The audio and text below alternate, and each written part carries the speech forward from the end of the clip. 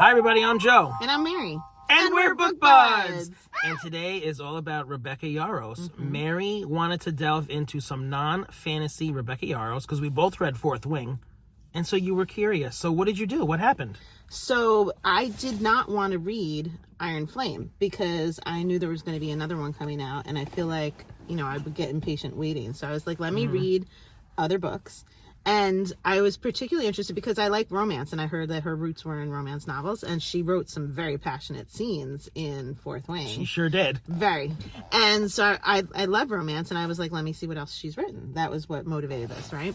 So as I'm reading them, I'm laughing to myself, and I'm taking screenshots and sending to Joe because of the words that she uses during her sex scene. So when we read Fourth Wing, Joe was like, oh my God, I can't believe the number of times she said clit in this book. Yeah.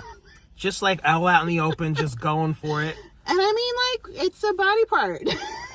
She says the word. So in other steamy romances that you've read, this is like a normal occurrence? It's not in all steamy romances, but it's in some that are like much more graphic in their descriptions. Yes. So, as I was reading her other romance, it was in every single book. She loves that word. She does. Okay. It's a good word.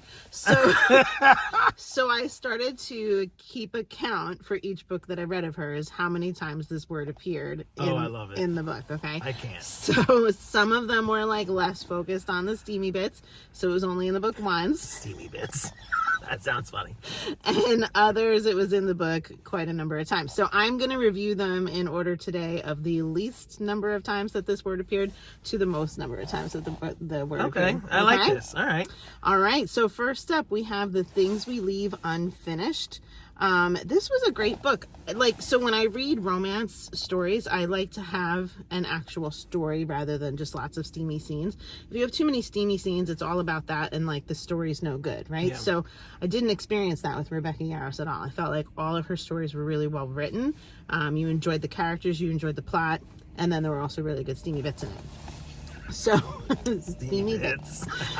And so The Things We Leave Unfinished, there was a author who had passed away, and her granddaughter was like in charge of her estate and had all of her work and whatever, and they were hiring another romance novel author to finish this book for her.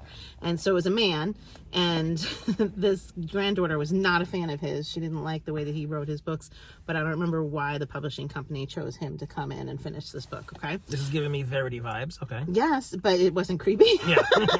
It was steamy instead. So what was really nice about this book is that you had two different storylines going. You had the story that the grandmother had written, and then you had the story between her granddaughter and this author who was finishing the book, okay? So the storyline of that the grandmother had written, it was all about being in the war. And Rebecca Yarros, the author, her husband is actually in the military. I think he flies planes and stuff. So a number of her books has military stuff in it, or like flight training schools and things like that. So in this particular one, I was crying. It was sad. There was wartime stuff happening. There was death. Like, she's not afraid to kill characters that you're going to feel really passionate about. And it was a tragic love story for the grandmother that all of her other romance novels, I think, were probably loosely based on life, but like this particular one that was left unfinished was her story. And so not all the truths were known. And there were things, even as like the book was progressing and they're going through things in the house and they're opening up closets that hadn't been opened before, or like another house on the grounds, they would discover things and think, oh my God, there was like a big twist at the end about who was what in this relationship layer. It was really good. I do have to say, like at the beginning of the book, the two different storylines I felt a little bit lost at first. But as it went on, I was like all in. It was really good. So then the plot line with the granddaughter and the author who's come in to write the book, of course, immediately you're like, they gotta get together. Like, they're too cute together. And there's, she has trust issues, or he had trust issues, one of them or both of them, the whole typical kind of storyline. But she gave us a happy ending, which was very nice. And she gave some resolution to the wartime story that made things a little bit better despite the grief. So I loved it. And the steamy word was in there one time. One time, okay. You snuck it in there. But hey, you got it. Steamy bits. So then the next one that also had it just one time was called Great and Precious Things. And this was one that I just read very, very recently. And this was about a son who he had also been away serving in the military for like 6 or 10 years or something like that.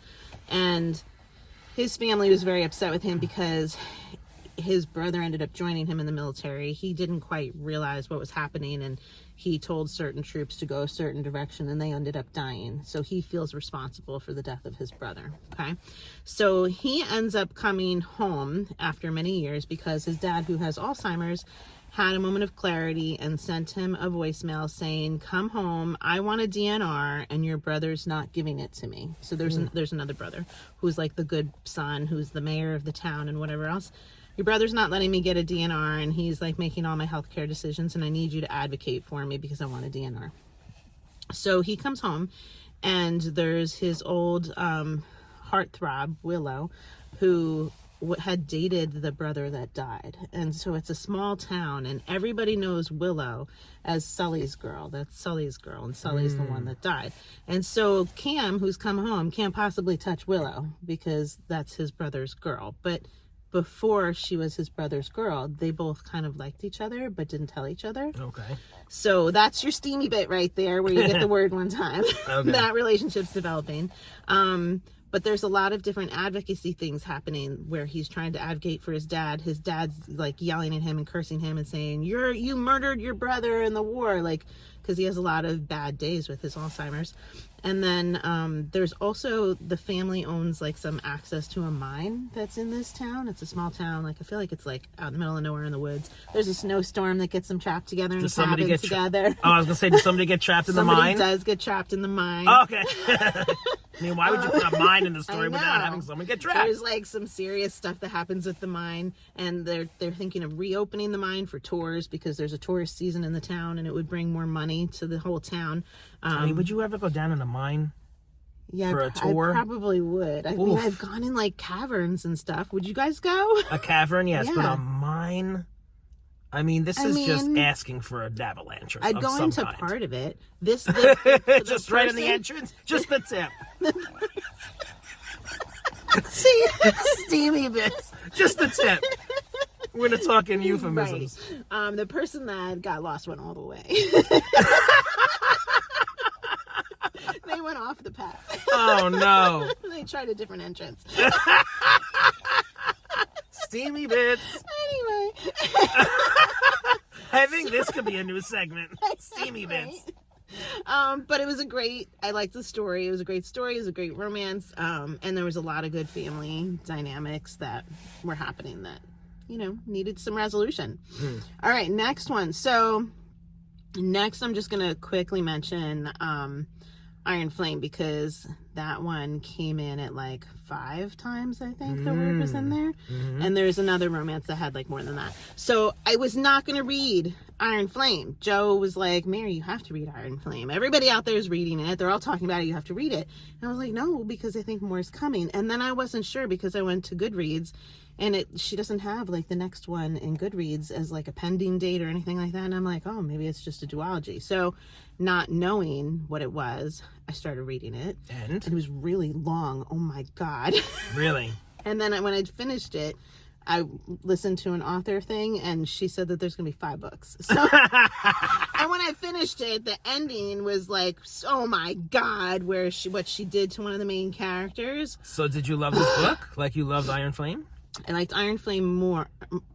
Wait, it's not called Iron Flame. I liked Fourth Wing more than I liked Iron Flame. The first book more than the second book. Just because the second book is filled with all the, like, he's not being truthful with me. And, I don't know where I stand with him. And, like, it was a lot of war.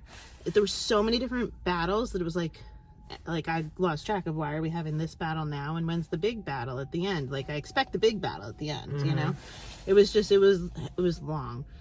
But I'm excited for more in the series because I know there's she's got some really good content in there with these evil creatures that are in there. It's like, I think you heard about them in the first book. You remember when there was these evil things that were controlled by another dark person, and if you killed that dark person, all the evil things that Yeah, they created would die. So those things that they create are like, or is it the evil guy? One of them, it like you could turn into them by taking power out of the earth and stuff like that. Being like power hungry, you could turn into these things. Ooh. So that was like a new layer. Like, where do they come from? You know. So that's going to be a very upsetting as the series goes on. And I don't put it past her to like kill off some people that we really love. She's going to do it. She's, you know, she's done it in other of her books. So Fourth Wing had 5 times. How many did? So Fourth Wing did. I don't know that exact number that Fourth Wing had. So Iron Flame had 5 or so? Iron Flame had about 5 if I tracked it correctly. So, you know, steamy.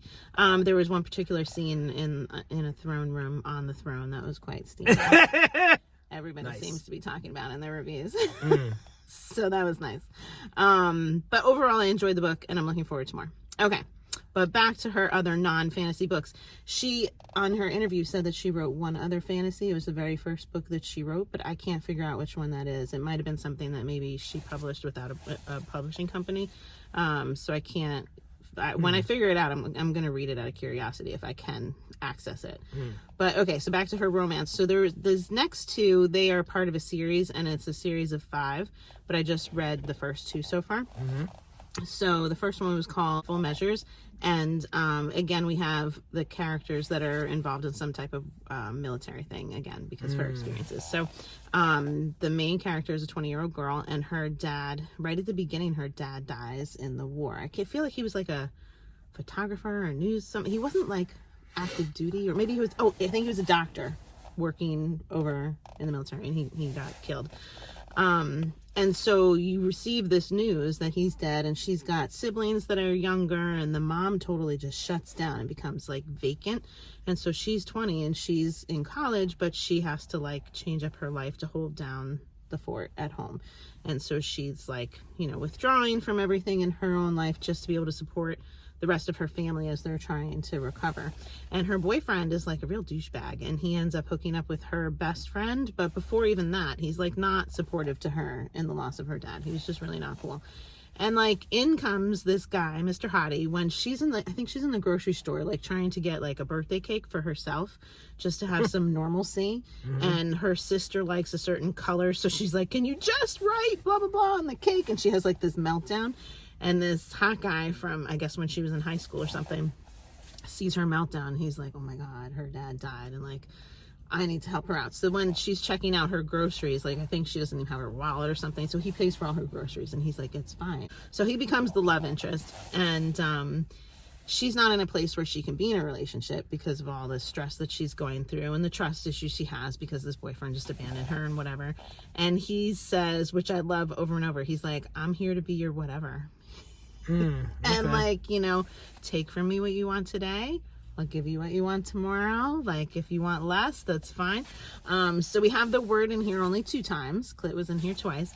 But like the dynamic of this relationship, like, you know, whatever she needs in that moment. There's even a point where she's like in her kitchen and the ex-boyfriend's there, and she's really irritated, and she's not together with this hot guy right now, but she looks at him and she's like, you said whatever, right?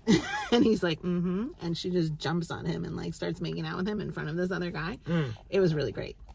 So I enjoyed this book. It was really fun to read. It was really engaging. I feel like all of her books are easy to just plow right through. You don't really want to put them down. Like, wow. She's really good at just engaging the reader. Okay. So the second book in this series, she totally focuses on a different couple. So there was like a guy friend to this other guy in the first book, and the second book is about him and his relationship.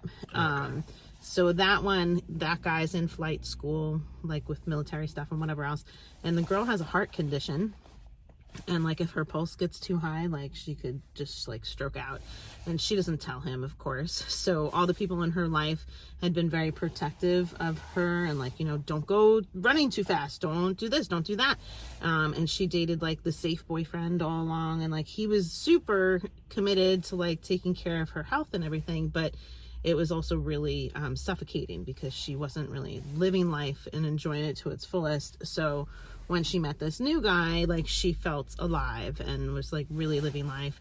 And so guess how many times the word was in this book? Let's see. We're going to go from 2 to 7. 9. Whoa! That's if I tracked it right. I mean, it could have been more. So much. Oh my gosh. This girl had a good time in this book. She was stimulated. She was. And so I'm looking forward to reading more in the series. There's 3 others that I haven't read yet. And I imagine that it's probably going to be like a different person from, you know, their friendship or whatever that each story would focus on. And I kind of like that because I like a good standalone book that feels like, you know, you finished it when you get to the end. And that's why I really liked Fourth Wing. I felt like, I don't know, it was solid. I didn't necessarily need to have more. I was excited to have more, but like, so now Iron Flame is very much like a middle book. It's not, you know, like, it leaves you wanting more of the book, which is great for sales. I get it. You know, I applaud authors that can like get a deal to write 5 books and everything, but like, I like for this style that it's like different stories for different people because it feels contained all in one as you go. I like that too. Yeah. So overall, I'm enjoying this author. She's just really good at hooking you. Was that the last one? That was the last one that I've read so far. I'm going to keep reading hers. I've found that, like, I've been getting them from my library, and it's hard to get them all. Some of my libraries have a number of them, and some of my libraries have, like, nothing. So do you have a favorite among these? Favorite? I mean, of the ones that were not fantasy?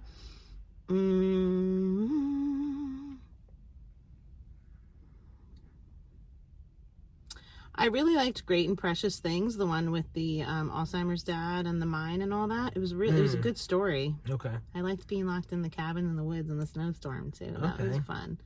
And those were lesser on the scale with that was only 1 clit, yeah. All right, so you didn't need but all I really that. liked it. Yeah, it was a good story. I'm wondering if other people have read these books. I'm thinking not too many people have yet because, you know, she's hit it big with her fantasy stuff. Yeah. So how many people out there that are like Fourth Wing fans have you gone out and read the romance ones? Let us know. Are there other ones that you've read that I didn't get to yet? Yeah, let us know. Yeah, I want to know it's good. I mean, I know they're all good. Okay, there you go. If you're enjoying Book Buds, give us a thumbs up. And share us with your friends. And subscribe to our channel, Book Buds! I love my Book Buds. So I guess I won't say the word clit. Why? Because you said our moms watch it. Now she's thinking. So how else can I say it? There's a particularly stimulating word that is said in steamy parts. Can I say that? Just say it. Okay. You just say it? You really want me to say it? Well, you were very gung-ho on saying it. Only because you thought it was so hilarious. I wanted to call you out on being like, oh my god, she said that word so much in the dragon one. That's what made me count it, because of you. It's the backstory. I want to tell people. No? Yeah. Can I say that? Mm-hmm. Okay. How do we smile for this? Let's just smile. Close. Come here close. And we'll put us on one side and we'll try to put her books on. All right.